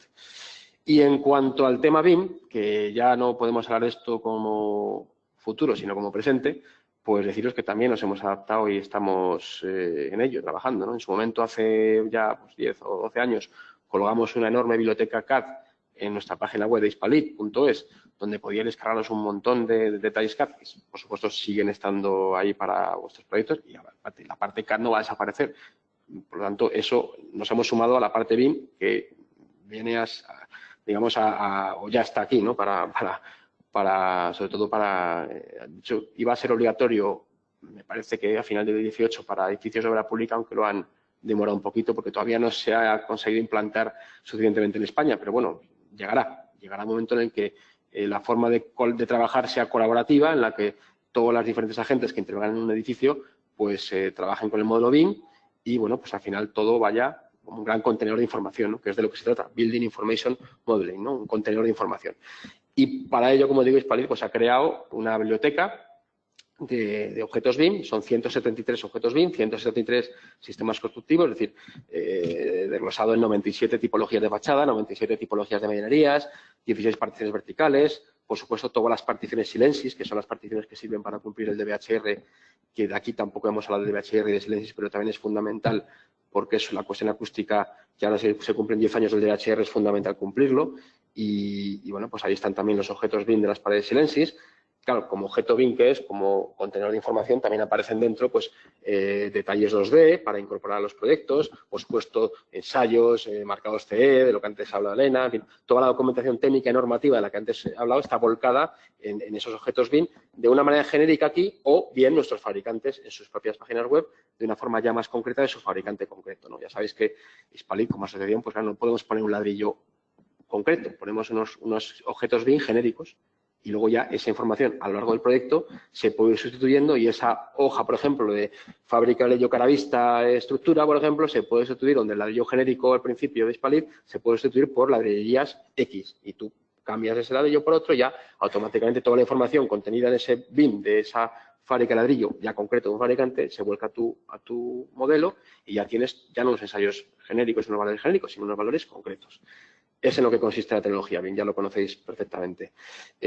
Como digo, pues además de las fachadas, medianerías, tal, pues 6 tipologías de forjados, 26 cubiertas, adoquines, etcétera. También materiales, no solo el sistema, no solo digamos el paquete en completo, por ejemplo, de fachada, sino también por separado la fábrica caravista, la fábrica interior de VW, la teja, el adoquín, también están los materiales por separado. ¿Dónde descargar estos objetos? Si tenéis interés en ello, pues podéis ir a la página web de Hispalit, que os redireccionará directamente a la página BIMobject o directamente ir a BIMobject, como queráis. BIMobject ya sabéis que es un portal donde tenéis ahí colgados un montón de objetos BIM, miles y miles y miles, que es gratuito para el usuario, no para nosotros, que evidentemente nos cuesta un dinero el estar ahí alojados, pero sí para vosotros, que os podéis registrar de forma gratuita y descargaros los objetos BIM nuestros para insertarlos en vuestro proyecto. Y ya por último, comentar que además de los objetos BIM, estamos trabajando en lo que se llama el edificio BIM. Es decir, es un edificio virtual, no es una obra real, pero es un edificio donde todo está modelado como si fuera un proyecto de ejecución real y donde se ve de forma global la forma de integrar todas las soluciones cerámicas dentro de un edificio como si fuera real y donde de fácil manera se puede ver y se puede además usar como plantilla para que luego en tu objeto puedas trasvasar estos objetos BIM a tu edificio y, bueno, pues entendemos que es una forma muy directa y muy fácil de ver la aplicación de nuestros objetos BIM en una obra real. Y también hemos creado una aplicación, ADIM Muralit, que habla concretamente de las paredes cerámicas, en este caso solo habla de las paredes cerámicas de ladrillo hueco doble de gran formato revestidas con placa de yeso laminado. Es una aplicación que tú insertas en tu programa BIM y desde la aplicación tú puedes cambiar una pared, un tabique genérico, por ejemplo, una pared separadora genérica por una que tú elijas dentro de la aplicación que cumple el código técnico en función de los requisitos que tú le pidas a esa aplicación. Digamos, es una forma muy fácil de ligar los productos de mercado con tu proyecto. De forma directa, donde que lo insertas en tu objeto BIM, ya aparece ya reflejado con toda la información que tiene contenida ese objeto BIM. Tan buen resultado ha dado y tanto nos ha gustado esta digamos, acción pionera de esta aplicación que estamos ya desarrollándolo para que se pueda hacer con el resto de productos cerámicos, que tengan aplicaciones que tú, de forma muy fácil, puedas incorporar y garantizarte el cumplimiento del código técnico desde el propio programa BIM, ¿no? El programa de modelado, y tú puedas seleccionar tal o cual elemento constructivo e insertarlo a tu edificio y, como digo, que se descarga automáticamente toda la información. Y poco más, nada más, agradeceros la presencia, perdonadme que a lo mejor he corrido un poco, pero como había mucho que decir y el tiempo era reducido, pues tampoco quería pasarme y creo que nos hemos ajustado al tiempo de forma razonable y dejar unos minutillos por si tenéis alguna pregunta que hacernos, pues encantados de contestaros. Pues eso, muchas gracias. Gracias.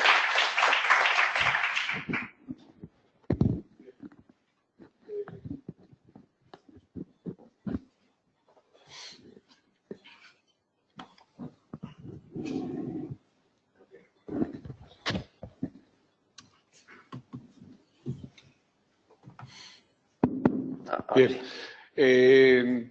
Podemos hacer preguntas. Lo único que ocurre es que, como estamos en streaming, es necesario que hagáis las preguntas a través del micro. Entonces, si alguien tiene alguna pregunta de los que estamos aquí, que levante la mano y luego daremos pasos a las preguntas de los que están en directo, que la harán a través de la pantalla, las leeremos.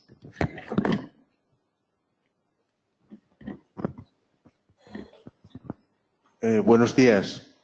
Quería que comentara un poquito de qué manera, con el sistema que ha explicado de fábrica autoportante con ladrillo caravista, cómo se garantiza la impermeabilización en el interior de la cámara. Es decir, cuando llueve, ¿qué medidas han tomado ustedes para que esa cámara permanezca sin humedades? Bueno, a ver, el grado de impermeabilidad de esta fachada puede llegar a ser hasta el máximo. O sea, es decir, tú puedes siempre hacer una enfoscada de tras 2. Claro, eso te obliga, si vas a hacer una enfoscada de tras 2, te obligaría a hacerlo en el sistema de fuera adentro siempre. Por eso he dicho que depende. Es decir, a lo mejor una zona donde el grado de exposición a viento, la zona pluviométrica, pues sea más benévola, pues puedes elegir. Si quieres irte al grado máximo, pues pones una enfoscada de tras 2, haces de fuera adentro y lo conseguirías. También puedes conseguirlo mediante por ejemplo, una obra que hemos visto que se proyectaba exponer poliuretano, pues eso también te garantiza una estanquidad. O sea que si hablas de cámara, pues si quieres conseguir el máximo grado de estanquidad, pues le das un enfoscado de tras 2 en la cara interior y con eso lo conseguirías perfectamente. Al final, la ventilación no debe producirse más que practicando unas aberturas en la parte inferior de la fábrica y en la parte superior, para que por efecto Venturi se produzca esa ventilación y ese... ¿Perdón? Que ponga la primera diapositiva, sí, para que se pueda ver. Así los que están fuera... Vale, sí, es verdad, porque queda un poco frío no ver nada, ¿no? Exacto. Más preguntas. Venga, ánimo. Vale, pues digamos que con eso termino la respuesta, que sí, que la puedes conseguir de esa manera, tan sencilla como haciendo una enfoscada de tras 2. ¿Más preguntas?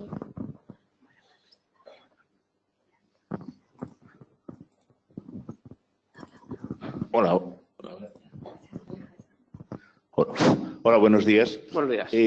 Yo en todas las presentaciones que hacéis, vosotros esto, y quizás por formación profesional, siempre encuentro que hablamos muy poco de cómo supervisamos la ejecución, de los puntos críticos que podemos encontrarnos. Hablamos muy bien de pasar la fachada, pero bueno, encuentro que hablamos poco del problema más importante. Podemos diseñar perfectamente, podemos tener los mejores detalles constructivos que hagamos, pero luego, ¿cómo supervisamos la ejecución? ¿Qué puntos, en el caso vuestro, serían críticos de supervisar? Porque si esos puntos fallan, todo el sistema o parte del sistema deja de funcionar, y al dejar de funcionar correctamente aparecen patologías. Claro. Entonces, quería saber qué tendencia tiene Hispalit o por dónde van en estos momentos ese campo. Pues a ver, es imposible contestar en cada sistema constructivo los puntos, digamos, el chequeo que tienes que hacer de cada punto singular. Yo creo que creo que la respuesta más adecuada sería decir qué estamos haciendo para intentar que las obras, lo que he dicho antes, ¿no? Que los planos no tienen ni grietas ni humedades, pero los edificios tampoco los tengan, ¿no? Al final la ejecución es fundamental, es la pata de la mesa que casi siempre se suele quedar coja en nuestro sector. Eso estoy totalmente de acuerdo. Bueno, yo he hablado un poco antes, por ejemplo, en la fachada autoportante, he hablado de este sistema de la fácil comprobación que tiene de que el operario se pueda molestar y pueda también saber, digo molestar en poder comprobar cómo, si lo tiene bien hecho o no el sistema, si está bien solapado, si ha colocado bien el anclaje. Es decir, desde, por ejemplo, el sistema de estructura, pues es fundamental eso. A partir de ahí es una fachada convencional, no tiene ninguna dificultad, pero en general en Hispalit claro que nos preocupamos por eso. Por ejemplo, te pongo un ejemplo, voy del abstracto a lo concreto. No he hablado aquí, pero podríamos haber hablado, y igual si surge otra oportunidad, otra conferencia, pues igual podemos hablar de sistemas Silensis. Silensis son paredes cerámicas de alto aislamiento acústico para cumplir el documento básico de protección contra el ruido.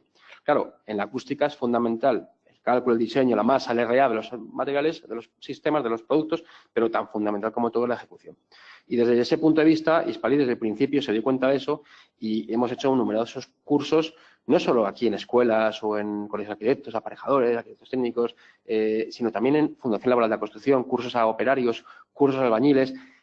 Por ejemplo, el fomentar que haya una marca de calidad, que los operarios de una empresa puedan tener la acreditación AENOR, dada por AENOR, de colocador o asesor o encargado Silensis, y que te permita que luego esa empresa les contrate y si tiene un número de operarios determinado de ese tipo, con esa cualificación pueda ser también una empresa acreditada Silensis, que al final uno como proyectista puede decir, quiero que se ejecute ese sistema y además por empresa, en el pliego de condiciones pongas por empresa acreditada Silensis. Y eso ya, digamos, te da una garantía. Pues eso es muy importante, ¿no? El tema de la ejecución de obras es fundamental. Entonces, de Hispalit proponemos y siempre estamos tratando de acercarnos a eso, al operario, a la empresa constructora, con esos acabamos de firmar un convenio con la Fundación Laboral de la Construcción precisamente para dar cursos de fachada autoportante. En fin, constantemente estamos en eso, preocupados por que la ejecución, que no haya una demasiada separación entre la teórica y la práctica, ¿no? Claro que es importante.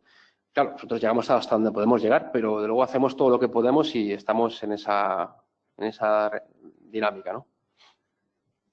Añadir una cosita. Añadiendo a lo que está comentando ahora. Simplemente, Hispalit es consciente de que tú puedes tener un producto excelente en el mercado y, por ejemplo, voy a hablar de las tejas ahora mismo. Tú puedes tener un producto fenomenal, pero como no se coloque bien, y somos conscientes de lo que estás diciendo, no va a funcionar el sistema y el mercado va a rechazar ese producto. Por ejemplo, las tejas tienen la cubierta, ya lo sabéis vosotros, una de las patologías es la helicidad, ¿no? Al final acabas otra vez poniendo otra teja y demás. Entonces, tú puedes tener una teja que a lo mejor te aguanta 150 ciclos, que es la mejor clasificación que tienes, pero como tú cojas y la coloques toda con mortero ahí bien en las cumbreras, en los aleros, ahí sin dejar una microventilación debajo de la teja, la cubierta no va a aguantar. Entonces, incluso, por ejemplo, aquí en Valencia me decían, bueno, pero si no hay heladas, tal y cual.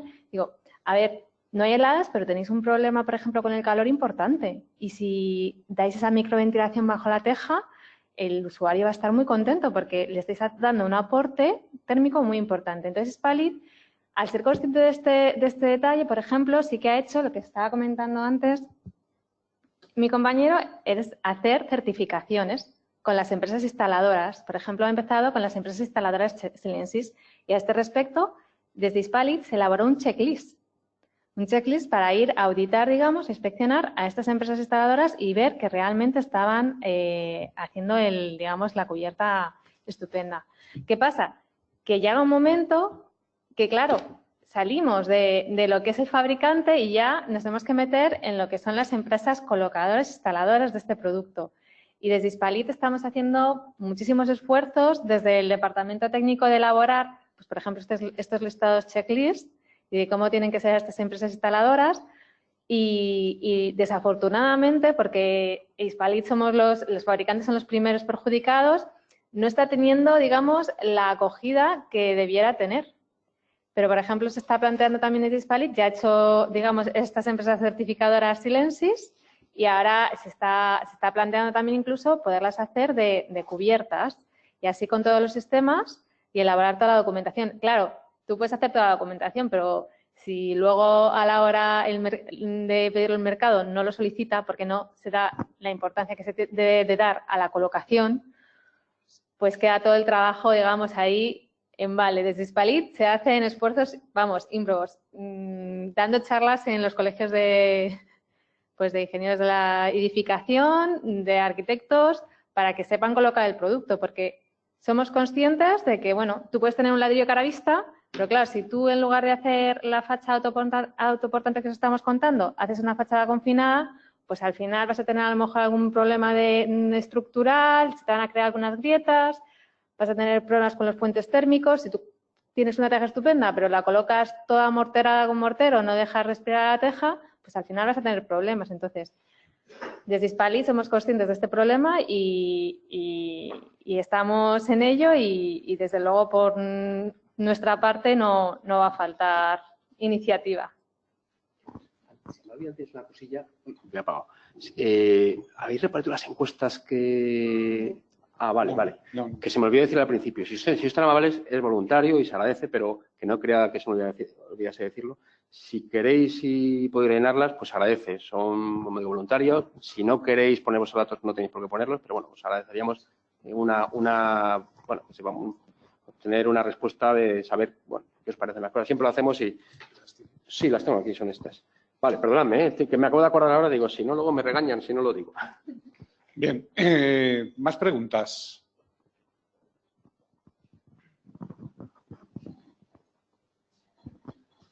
Buenas. El sistema este que has estado comentando, sí. ¿En cuánto dificultaría una reparación de fachada en planta baja en el caso de que yo quisiera reponer X metros cuadrados? Teniendo en cuenta que tienen que aguantar todo el peso. Es una situación poco probable. Es decir, si tú tienes que reparar una zona muy puntual, es decir, no sé, mira, yo me acuerdo, a ver, esto que os voy a contar es una anécdota, ¿no? Algún detractor, no diré nombres, de la fachada autoportante que quería un poco, pues, lo típico, ¿no? Siempre tienes algún odiador profesional que trata de que tu sistema, pues, no triunfe pues, por muchos motivos, a veces espureos y otras veces de lo que sea, ¿no? Y decían, bueno, ¿y qué pasa con el pis de los perros, ¿no? Como diciendo, tal. Hombre, pues, a ver, no sé yo cuántas fachadas de ladrillo en España estadísticamente se habrán caído por ese problema, pero yo creo que debe estar el problema cercano a cero. Puede haber un problema, si lo hubiese, un problema de reparación puntual, sería muy local y bueno, sería tan sencillo como cuando tú tienes que hacer un apeo. Me estoy dando cuenta que os he dado en mis encuestas el billete de tren. Menos mal que me lo han puesto. Como decía, pues tú puedes hacer un problema local, tener un problema local de tener que sustituir esa fachada. Bueno, pues siempre tú puedes hacer ahí sería un problema de rehabilitación, un proyecto de rehabilitación donde tendrás que hacer pues un apeo de ese tramo de fachada, pues con una viga que soportase la carga que viene por encima y la depositarse en los laterales mientras reconstruyes y luego pues vuelves otra vez Pero eso, la verdad es que a día de hoy no se ha dado nunca. O sea, nunca de las obras que hemos hecho vamos, que se han hecho de no nosotros, sino que hay construidas de fachada autoportante, se ha dado. O sea, quiero decirte que, bueno, a problemas singulares, pues soluciones singulares, pero no es un problema real. Quiero decir que puede ocurrir y se puede hacer de esa manera que te digo, pero, bueno, pues como cuando quieres. Yo he participado en un proyecto de realización de edificio donde hubo en un patio que por un problema de humedades había que, y de grietas también, pero bueno, no era este caso, era un edificio antiguo donde, bueno, pues se dejó toda la fachada entera pues apoyada en una estructura metálica que, bueno, pues se hizo de otra manera con cuidado en el orden adecuado para que tú pudieras ese elemento que apease lo que había arriba, luego demoler lo que hay abajo, reconstruirlo y volver a ponerlo en carga. Bueno, eso no ha cambiado. Uy, perdón. ¿Más preguntas? Yo sí que quisiera hacer una pregunta. Sí, adelante. Sobre normativa. La RL88, cuando hablaba de ladrillos V y NV, en los ladrillos V hablaba de espesor mínimo de la cara vista y hablaba de 15 milímetros.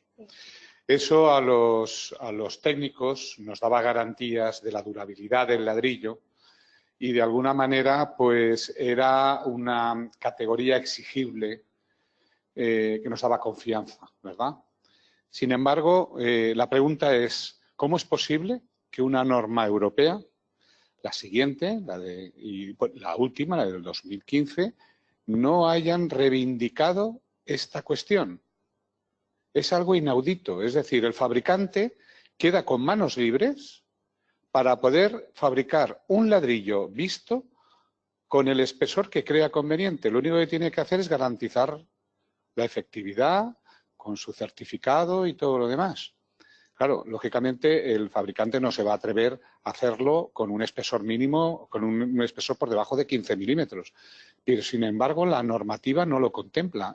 Yo, sinceramente, los profesores que nos dedicamos a hablar a los alumnos sobre durabilidad y sobre productos cerámicos, considerábamos que aquello era fundamental y, sin embargo, la normativa, ¿qué ha pasado? A ver, primero tranquilizar en este aspecto porque, por ejemplo, el ladrillo cara vista, que tenía este requisito, sigue teniéndolo, por ejemplo, en la marca N, que es una certificación voluntaria, pero, por ejemplo, cara vista lo tiene y siguen manteniendo ese requisito.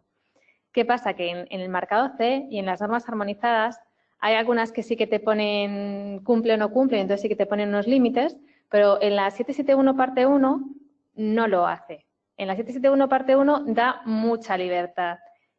¿Por qué? Tienes que tener en cuenta que se está hablando de una norma armonizada, es decir, y que los ladrillos no son los mismos los que hacen en España, que los que hacen en Francia, que los que hacen en Alemania.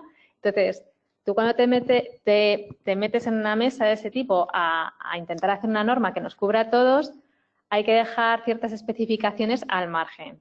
Ahora, por ejemplo, tú dices que te garantizaba ese requisito de los 15 milímetros, hacía que el ladrillo tuviera una prestación, fuera más, me imagino que estaba refiriéndote a la resistencia a la helada, ¿no? La durabilidad.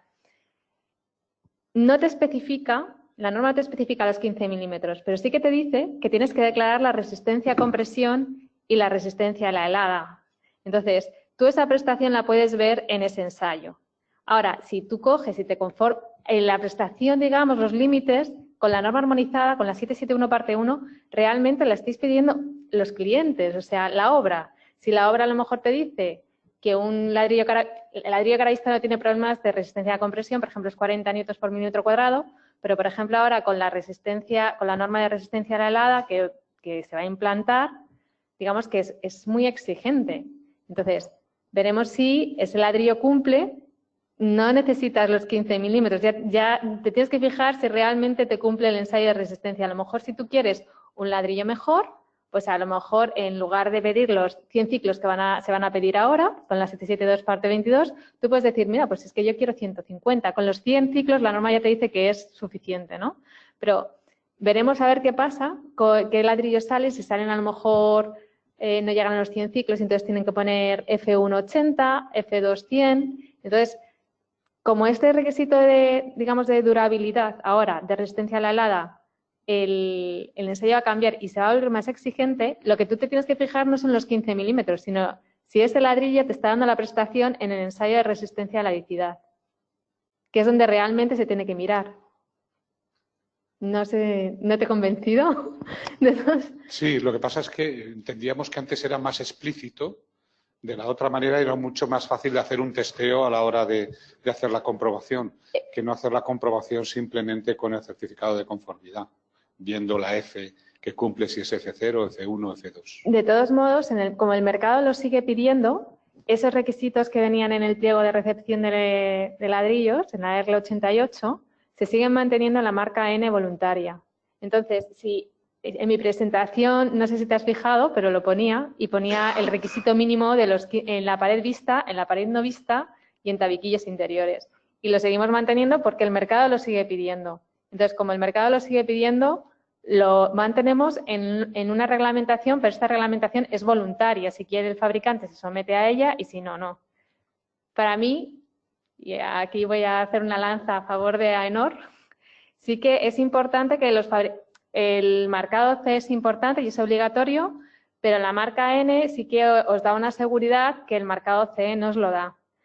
En cuanto a que hay estos requisitos mínimos que el mercado está acostumbrado y que venía pidiendo y que se sigue manteniendo, pero no solo eso, sino que el fabricante se somete a unas auditorías y a unas inspecciones que un fabricante que no tiene la marca N no la tiene y os da una mayor seguridad en ese aspecto. Y que esos requisitos mínimos, que digamos que la experiencia ha ido dando, se siguen manteniendo en esa marca. Y siguen estando en los reglamentos particulares de AENOR de cada producto, como los 15 milímetros que tú pedías. Abundando en lo que estabas comentando, yo quisiera recalcar que el marcado CE es un permiso de circulación.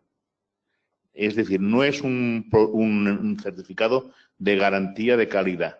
Es decir, lo único que nos está diciendo el marcado CE es que ese producto cumple con unos requisitos mínimos que aparecen en una norma armonizada.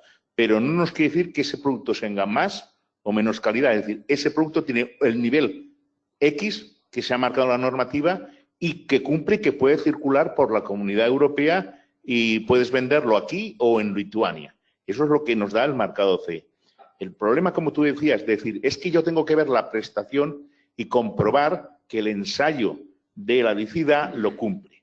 El problema que los profesionales nos estamos encontrando es que obtenemos la declaración de prestaciones del fabricante, obtenemos el marcado CE del fabricante y ahí nos dicen que el material cumple. Cuando llegas a un fabricante y dices, mire, yo quiero, porque me interesa, por mi experiencia, tener el certificado, el acta de ensayo de tal producto.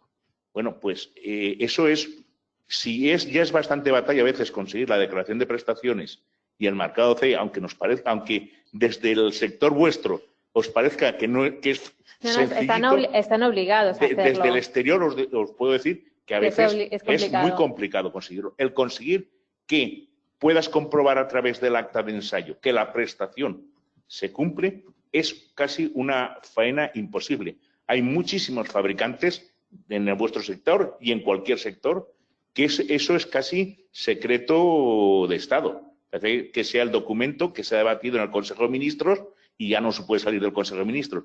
Y yo creo que en el caso vuestro desde Hispalit sí que os sugeriría que hicierais especial hincapié a vuestros asociados que se facilitara, que hubiera facilidad de la documentación que las direcciones facultativas o el constructor pide, que realmente haya una facilidad para obtenerlo. Porque de veras, todo funciona muy bien si todos tenemos confianza y si todos nos ayudamos. Pero como alguien de la cadena empieza a poner trabas, el sistema funciona muy mal. Y lo que decía Juan es importante. No teníamos el certificado de la ladicidad, pero sí que sabíamos que con eso centímetro y medio cumplía. Y entonces eso nos daba, entre comillas, una cierta tranquilidad. Ahora, cuando llegas y te ves que tiene un centímetro, pues la verdad es que... No, es que tenéis que mirarlo porque tal y como está el mercado, y se está viendo, se está yendo a menos precio. Entonces, ¿cómo se tiran precios? Pues metiendo menos arcilla y cociendo a menos temperatura. Así se ahorra coste el fabricante y os lo puede vender más bajo. ¿Qué pasa? Que tenéis que estar al quite, tenéis que ver que las dimensiones son las mismas, que no se ha quitado densidad aparente, que no juegue con vosotros en ese aspecto y se está haciendo, o sea, se está metiendo en el mercado producto que nos perjudica a los fabricantes en general, porque claro, te está vendiendo un material que realmente no tiene la calidad que debería tener, o sea, que ahí estoy contigo totalmente, que es que el mercado es así, pero vosotros como clientes lo tenéis que mirar y lo tenéis que revisar muy bien, por eso al principio os decía, sé que es un tema árido, pero es muy importante, porque a través de la normativa, a través de esta declaración de prestaciones, es donde vais a ver que el fabricante no te puede timar de alguna manera, pero lo tenéis que ver porque comprar ladrillos no es comprar una camiseta en el Zara. O sea, la camiseta en el Zara te sale con bolas, pues dices, bueno, pues he tirado pues 10 euros. Pero si es que si el ladrillo, por lo que sea, no cumple su resistencia a compresión o su resistencia a la heladicidad, hay un problema porque está colocado y a ver ahora quién corre con los costes de volver, que eso los fabricantes se quejan mucho y dicen, mira, a mí me pueden decir que mi ladrillo está defectuoso, pero antes de colocarlo en obra, porque una vez ya colocado, los costes no van a ser lo mismo y asumir ese coste es que me están diciendo asumir 3 veces su precio o más. Entonces, ahí es cuando hay un problema. Por eso, yo sé que tenéis muchísimos materiales en una obra, que es muy complicado, pero que os apoyéis en las asociaciones, a mí me podéis llevar, que llevo directamente la normalización, os voy a decir cuáles son los requisitos mínimos que se piden, por ejemplo, en la marca N y que más o menos se puede decir que un ladrillo está bien, aunque el ladrillo que es para cada obra se define en la obra, o sea, no hay un ladrillo que sea bueno para todas las obras. Para cada obra habrá un tipo de producto. Y entonces esto es más una fabricación o un tipo de o modelos a la carta para vosotros. O sea, eso es así. Yo entiendo lo que me estáis diciendo. De hecho, estamos muy preocupados, o sea, ahora ya menos, pero con la crisis estábamos muy preocupados porque, claro, evidentemente, si el mercado va a precio, la calidad va a bajar y que la calidad baje es malo para todos. Para vosotros, porque ya os he dicho, una obra es buena, sí, el producto es bueno y la colocación es buena. Podéis hacer una colocación estupenda. Como el producto no sea bueno, si la teja, por ejemplo, es heladiza y no os va a cumplir 30, se va a acabar descascarillando. O sea, que eso lo tenéis que mirar vosotros. Y no hay una carta que os pueda decir, bueno para todo. Yo creo que ese es el problema. El problema es que al final siempre la responsabilidad parece que se quiere evitar al fabricante y se sobrecargue sobre el técnico. Y eso parece que las normativas actuales, no hablo solamente de productos cerámicos, hablo de yesos, por ejemplo, hablo de cales, que las normativas europeas, desde que empezaron a aparecer, las tendencias son a recaer las responsabilidades de que ese producto tenga esas características por control del técnico cuando no se le exige nada más que con ese documento, como ha comentado el profesor Luis García Ballester, que es prácticamente un certificado para poder circular. Pero estoy contigo, o sea, el fabricante puede declarar puede declararte que su resistencia a compresión es 0. Sí, ya está. Claro, y luego la responsabilidad es tuya de decir, yo es que no me había dado cuenta de que era 0. Es que justo en la obra me pedían, anda, el documento básico de seguridad estructural de fábrica me pide para esta fábrica 6. Es que no lo sabía. Es que tú tienes que saber que está en el documento y mirarlo. Claro, está en el documento. Y tu obligación mi obligación era declarártelo, te lo estoy declarando, es 0. Y tu obligación comprobarlo. Y tu obligación es mirar si te vale este ladrillo que he puesto 0 para esta obra, ¿no? Pues mira, a ver, otro que valga. Es otra visión. Es totalmente diferente, sí. Es totalmente diferente a la que estábamos acostumbrando. Pero también, por otro lado, se da mucha más flexibilidad para crear nuevos modelos y poderte ir adaptando al mercado, que varía mucho y que va pidiendo cosas totalmente diferentes, pero totalmente diferentes. Muy bien. Pero sí, es que es así, o sea, pero... Sí. Bien, ¿había alguna pregunta que tengamos en la web? No hay ninguna. Bueno, pues nada, agradecemos muchísimo a Hispalit y sobre todo a Elena y a José Luis al haber estado aquí. A vosotros. Así que muchas gracias por la invitación y encantados.